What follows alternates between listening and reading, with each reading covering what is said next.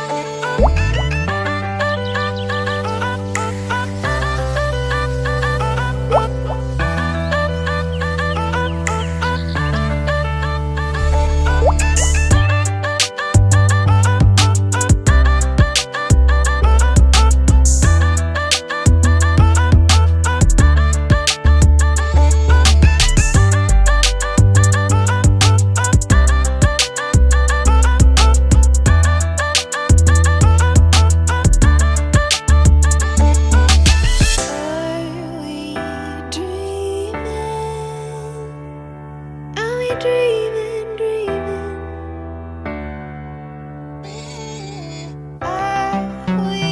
dreaming? Are we dreaming? Are we dreaming?